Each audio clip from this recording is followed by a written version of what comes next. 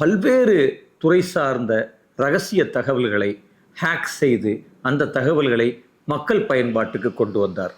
அந்த தொகுப்பில் எப்படி அமெரிக்கா இந்த இரு நாடுகளிலும் பல்வேறு விதமாக அட்டூழியங்களை செய்தது என்கிற விஷயங்கள் வெளிவந்தன.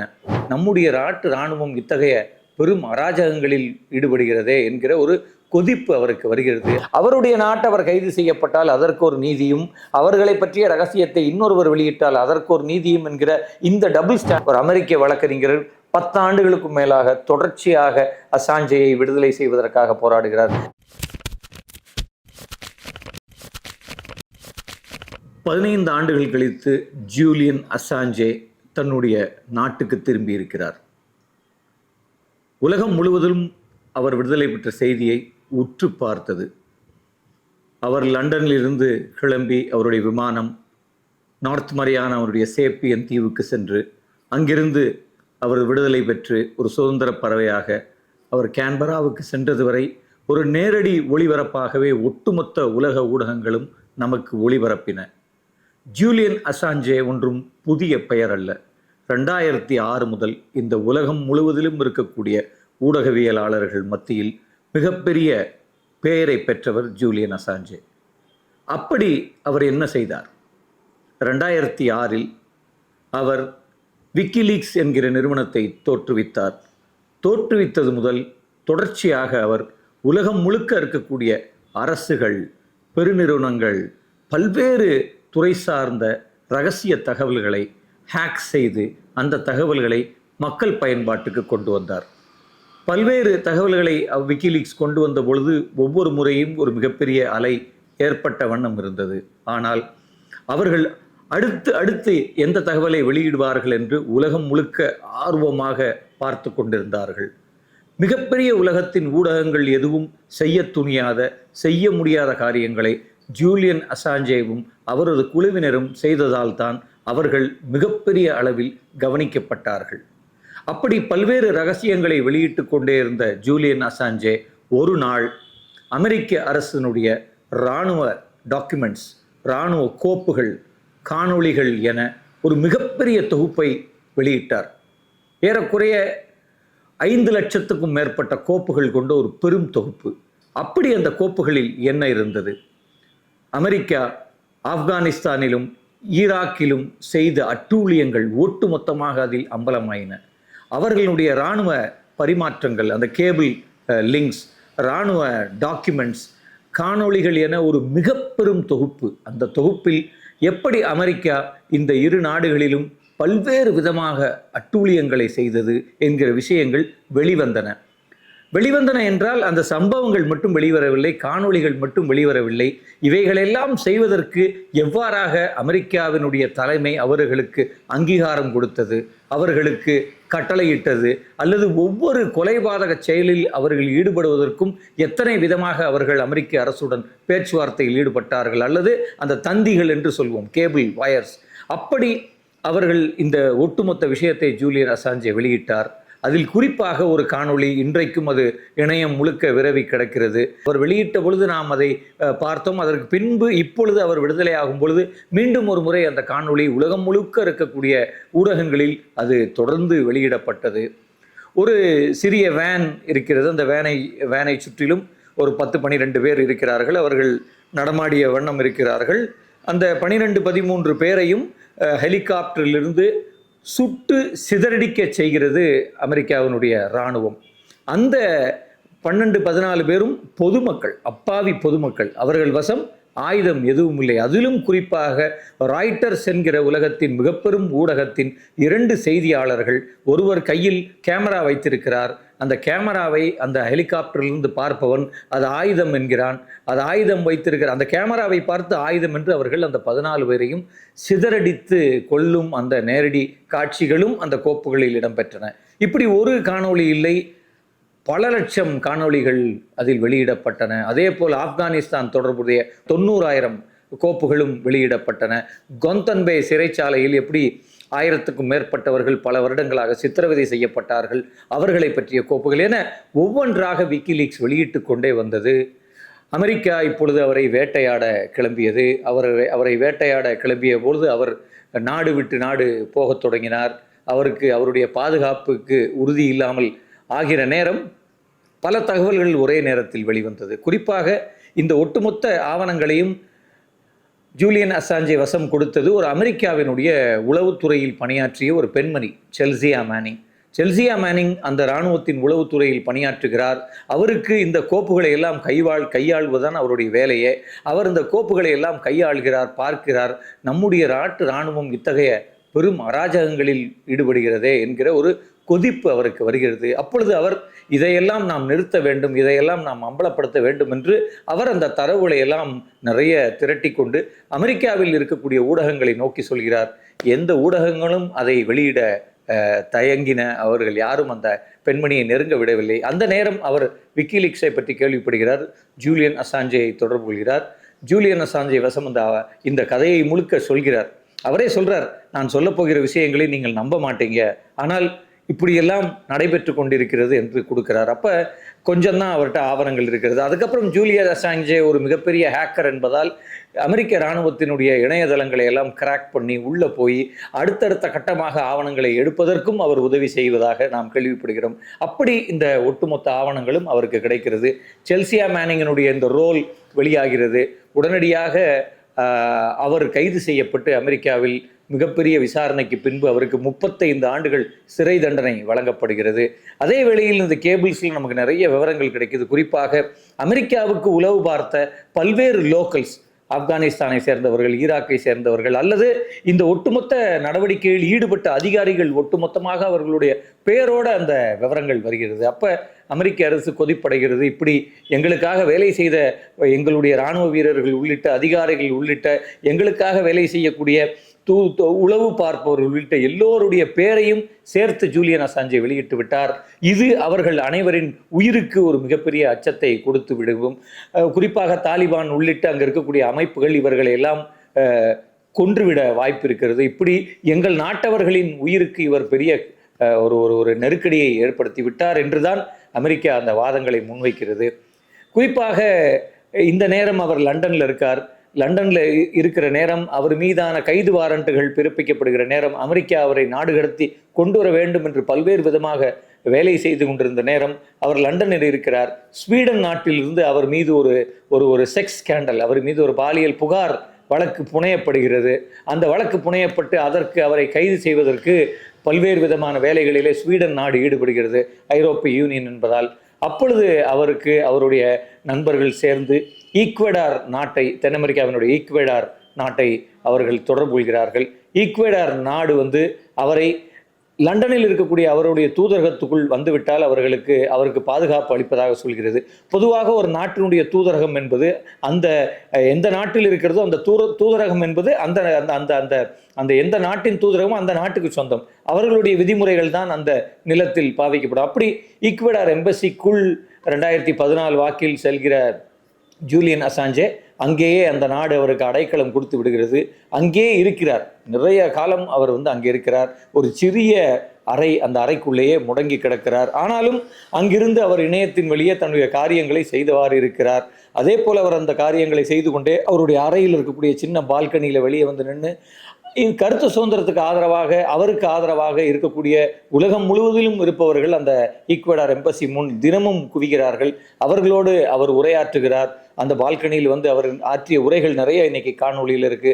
அவரை பற்றிய ஏராளமான ஆவண படங்கள் எடுக்கப்படுகிறது. அவர் தொடர்ந்து கருத்து சுதந்திரத்துக்கு ஆதரவாக பேசுகிறார். தான் செய்தது குற்றமே இல்லை, தான் ஒரு ஊடகவியலாளராக தன் கடமையை நிறைவேற்றியதாக அவர் சொல்கிறார்.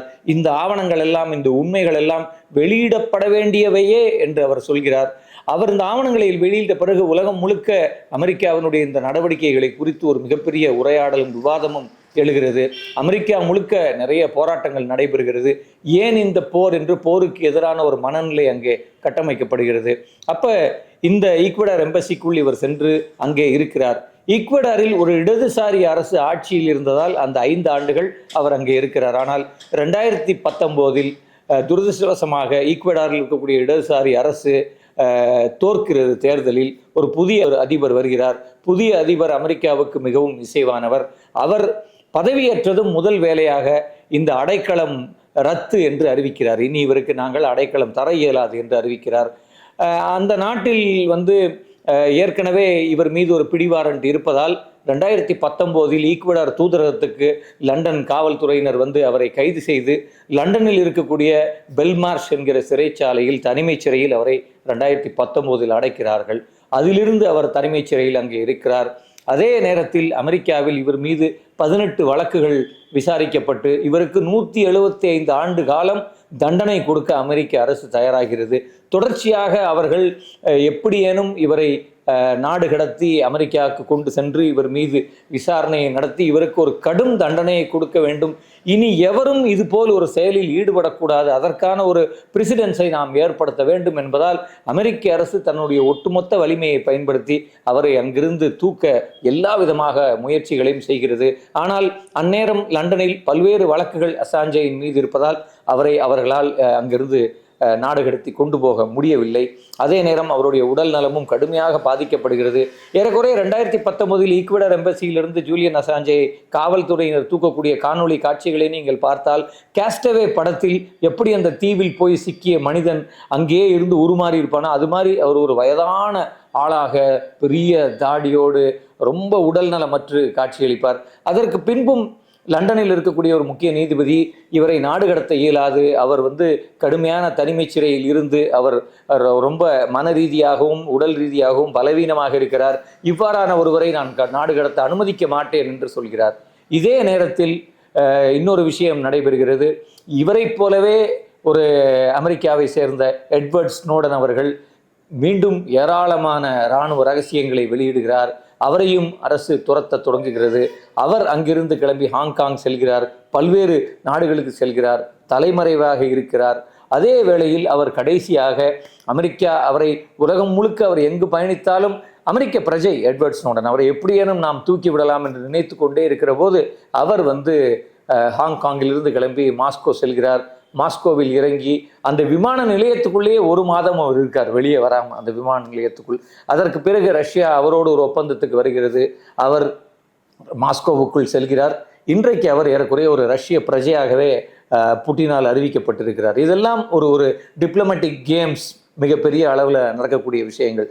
இந்த சூழலில் நீங்கள் பார்த்தீங்கன்னா இப்பையும் அமெரிக்காவை சேர்ந்த இவான் என்பவர் அவர் வந்து ஒரு பத்திரிகைக்காக மாஸ்கோவில் வேலை செஞ்சுக்கிட்டு இருக்கார். ஆனால் அவரை இன்னைக்கு புட்டின் கைது செய்து சிறையில் அடைத்திருக்கிறார்.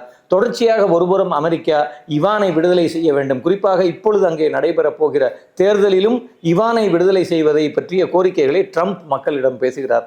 நான் ஆட்சிக்கு வந்தால் உடனடியாக இவானை விடுதலை செய்வதற்கான போராட்டம் அதை நான் செய்வேன் அப்படின்னு அவர் வாக்குறுதியை மக்கள் வசம் கொடுக்கிறார். அப்போ அவருடைய நாட்டை அவர் கைது செய்யப்பட்டால் அதற்கு ஒரு நீதியும், அவர்களை பற்றிய ரகசியத்தை இன்னொருவர் வெளியிட்டால் அதற்கு ஒரு நீதியும் என்கிற இந்த டபுள் ஸ்டாண்டர்ட்ஸ் ஒரு மிகப்பெரிய பேச்சாக ஊடகங்களிலே வருகிறது. இந்த நேரம் ஆஸ்திரேலியாவிலே ஆட்சி மாற்றம் ஏற்படுகிறது. ஆஸ்திரேலியாவிலே லேபர் பார்ட்டி, தொழிலாளர் கட்சி ஆட்சிக்கு வருகிறது. ஆல்பர்ட் அல்பனீஸ் வந்து அங்கே வந்து அவர் வந்து பிரதமராக வருகிறார். தொழிலாளர் கட்சி அங்கே ஆட்சிக்கு வந்ததிலிருந்து தொடர்ச்சியாக அவர்கள் முனைப்போடு இருக்கிறார்கள். எப்படியேனும் நம் நாட்டவர் ஜூலியன் அசாஞ்சேயை வெளியே கொண்டு வர வேண்டும் என்று. இருமுறை ஆஸ்திரேலிய அதிபர் வந்து பிடனை சந்திக்கிறார், அமெரிக்க அதிபரை சந்தித்து இந்த கோரிக்கையை முன்வைக்கிறார். அவர் விடுதலை செய்யப்பட வேண்டும் என்கிற வாதத்தை முன்வைக்கிறார். ஆஸ்திரேலிய காங்கிரஸிலிருந்து ஒரு மிகப்பெரிய குழு அமெரிக்க காங்கிரஸை போய் சந்திக்கிறது. அதே போல் குறிப்பாக இவர் இந்த இந்த இந்த இந்த இந்த விவகாரம் நடைபெற்றிலிருந்து இரு வழக்கறிஞர்கள், குறிப்பாக எட்வர்ட் பொலக் என்கிற அமெரிக்காவை சேர்ந்த வழக்கறிஞர் முழுமையாக அசாஞ்சேயின் விடுதலையில் ஈடுபடுகிறார். இது ரொம்ப நம்பிக்கை அளிக்கக்கூடிய ஒரு விஷயம். ஒரு அமெரிக்க வழக்கறிஞர் 10 ஆண்டுகளுக்கு மேலாக தொடர்ச்சியாக அசாஞ்சேயை விடுதலை செய்வதற்காக போராடுகிறார். அதே போல் வந்து இன்னொரு புறம் அசாஞ்சேவரோட இன்னொரு வழக்கறிஞர், இப்படி ஒரு மிகப்பெரிய வழக்கறிஞர்களின் படை அவருக்காக தொடர்ந்து சட்ட நுணுக்கங்களை ஆராய்ந்து அவரை விடுதலை செய்வதற்காக போராடி கொண்டே இருக்கிறது. இப்படியாக நடைபெற்று கொண்டிருக்கக்கூடிய நேரம் அசாஞ்சேயின் வழக்கறிஞர் அமெரிக்க அரசை அறிவுறுத்துகிறார், நீங்கள் போட்டிருக்கக்கூடிய வழக்கு செல்லாது, அந்த வழக்கில் உங்களுக்கு சாதகமான தீர்ப்பு வராது, அமெரிக்கா பிரஜைகள் யாரும் இதனால் பாதிக்கப்படவில்லை, அப்படி ஏதேனும் ஒரு அமெரிக்க பிரஜை இந்த ஆவணங்களை வெளியிட்டதால் பாதிக்கப்பட்டதற்கான சாட்சியங்களை நீங்கள் கொடுக்காமல் அசாஞ்சேயின் மீது இந்த குற்றங்களை நீங்கள் சுமத்த இயலாது. அப்படி ஒரு சாட்சியத்தையும் அமெரிக்காவால் கொடுக்க முடியவில்லை. அப்ப அமெரிக்கா இதை புரிந்து கொள்கிறது. இறுதியாக அமெரிக்காவில் இருக்கக்கூடிய ஆஸ்திரேலிய தூதரும் பிரிட்டனில் இருக்கக்கூடிய ஆஸ்திரேலிய தூதரும் களத்தில் இறங்குகிறார்கள். அவர்கள் ஒரு ஒரு ஒரு பெரிய ஒரு ஒப்பந்தத்துக்கு வர்றாங்க அமெரிக்காவோட. இருப்பினும் இந்த ஒட்டுமொத்த நடவடிக்கைகளில் ஜூலியன் அசாஞ்சே கராராக இருக்கிறார். நான் ஒருபோதும் அமெரிக்க மெயின்லேண்ட், அதாவது அமெரிக்க நாட்டுக்கு நான் செல்ல மாட்டேன், என் உயிருக்கு உத்தரவாதம் இல்லை என்று. பின்னால் ஒரு ஒப்பந்தம் ஏற்படுகிறது. இந்த ஒப்பந்தப்படி ஒரு தனி விமானத்தில் பெல்மார்ஷ் சிறைச்சாலையிலிருந்து ஜூலியன் அசாஞ்சே, அவருடைய 2 வழக்கறிஞர்கள், இந்த 2 தூதர்கள் என இந்த 6 பேர் தனி விமானத்தில் கிளம்பி ஆஸ்திரேலியாவுக்கு மேலே இருக்கக்கூடிய நார்த் மரியானாவில் இருக்கக்கூடிய சேப்பியன்ஸ் என்கிற அமெரிக்காவினுடைய டெரிட்டரி, அது அவர்களுடைய தீவில் ஒரு சிறிய நீதிமன்றம் இருக்கிறது. அந்த நீதிமன்றத்துக்கு அசாஞ்சே அழைத்து வரப்படுகிறார். அங்கே அவர் இந்த ஆவணங்கள் வெளியிட்ட குற்றத்தை ஒப்புக்கொள்கிறார். அப்பொழுது அங்கே நீதிபதி அவருக்கு 1860 நாட்கள் சிறை தண்டனையை அறிவிக்கிறார். ஆனால் ஏற்கனவே அவர் 1910 நாட்கள் சிறையில் இருந்தபடியால், 50 நாட்கள் அதிகமாக இருந்து விட்டபடியால் அந்த நீதிமன்றத்தில் அவர் சுதந்திர மனிதராக விடுவிக்கப்படுகிறார். அந்த சேப்பியன்ஸிலிருந்து, நார்த் மரியானாவிலிருந்து கிளம்பி அவர் நேரடியாக கேன்பராவுக்கு சென்று இணைந்து தன் குடும்பத்தாரை சந்திக்கிறார், தன் அப்பாவை சந்திக்கிறார். நள்ளிரவில் ஜூலியன் அசாஞ்சே அங்கே போய் இறங்கிய பொழுதும் ஒரு பெரிய நாயகனை வரவேற்பது போல் அந்த ஊர் மக்கள் அங்கே ஏர்போர்ட்டில் குவிந்து கிடந்தார்கள். கருத்து சுதந்திர போராளிகள் குவிந்து கிடந்தார்கள். இப்படி ஒரு பெரிய ஒரு எபிசோடு இன்றைக்கு ஜூலியன் அசாஞ்சேயை பற்றி நிகழ்ந்திருக்கிறது. கருத்து சுதந்திரத்துக்கு ஆதரவான அனைவரும் உலகம் முழுக்க அவரோடு நின்றிருக்கிறார்கள். குறிப்பாக ஈக்வடாரில் இருக்கக்கூடிய அந்த இடதுசாரி அரசும், இங்கே ஆஸ்திரேலியாவில் பதவியேற்று இன்று ஆட்சியில் இருக்கக்கூடிய தொழிலாளர் கட்சியும், இந்த கம்யூனிஸ்டுகள், இந்த இடதுசாரிகள் கராராக இருந்தார்கள். கருத்து சுதந்திரத்திற்காக அசாஞ்சேவுடன் நின்று அவரை விடுதலை செய்யும் வரை போராடினார்கள். இன்றைக்கு ஜூலியன் அசாஞ்சே வெளியே வந்திருக்கிறார். அவர் தன்னுடைய பணிகளை எப்பொழுது தொடங்க போகிறாரா, இல்லது அவருடைய எஞ்சிய வாழ்க்கை, அவருக்கு இப்போ இன்னைக்கு 52 வயசு, இனி எஞ்சிய வாழ்க்கையில் அவர் என்ன செய்கிறார், அவருடைய திட்டங்கள் என்ன என்பதை பற்றிய அவருடைய பேட்டிகள் இன்னும் வெளியாகவில்லை. எல்லோரும் காத்து கொண்டே இருக்கிறார்கள். நிச்சயமாக ஜூலியன் அசாஞ்சேயை பற்றி பேசிக்கொண்டிருக்கக்கூடிய இந்த நேரம் எனக்கு பாலஸ்தீனம் தான் நினைவுக்கு வருகிறது. நிச்சயமாக காசாவில் ஏறக்குறைய ஒரு 40,000 பேர் அக்டோபர் 7க்கு பிறகு கொல்லப்பட்டிருக்கிறார்கள். 80,000க்கும் மேற்பட்டவர்கள் அந்த உள்நாட்டில் அகதிகளாக இருக்கிறார்கள். 60,000க்கும் மேற்பட்டவர்கள் உடல் ஊனமாகி பல உடல் பாதிப்புகளோடு காயம்பட்டு இருக்கிறார்கள். நிச்சயம் இவர்களையும் இதே போல்தான் இஸ்ரேல் சிதைத்தது. இஸ்ரேல் நாட்டவர் எவரேனும் மனசாட்சி இருந்தால் அடுத்த 10 ஆண்டுகளுக்குள் காசாவில் நடந்த இந்த அட்டூழியங்கள் குறித்த காணொளிகள், ஆவணங்களும் வெளிவரும் என்கிற ஒரு நம்பிக்கை எனக்கு இருக்கிறது. நிச்சயம் கருத்து சுதந்திரம் எங்கெங்கு நிகழ்ந்தாலும் கருத்து சுதந்திரம் என்பது மிகவும் முக்கியம். அதற்காக நாம் கைகோர்க்க வேண்டும், அதோடு நாம் நிற்க வேண்டும், அவர்களின் கரத்திற்கு வலு சேர்க்க வேண்டும். அப்படி நாம் நிற்கும் பட்சத்தில் தான் இந்த உலகத்தில் ஒரு சமநிலை நிலவும்.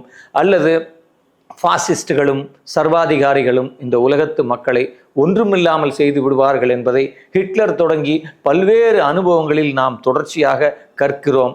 அதனால் கருத்து சுதந்திரத்தின் பால் நாம் நிற்க வேண்டும் என்பதே இந்த நேரத்தில் ஜூலியன் அசாஞ்சேயின் கதை நமக்கு விடுக்கும் செய்தியாக இருக்கிறது.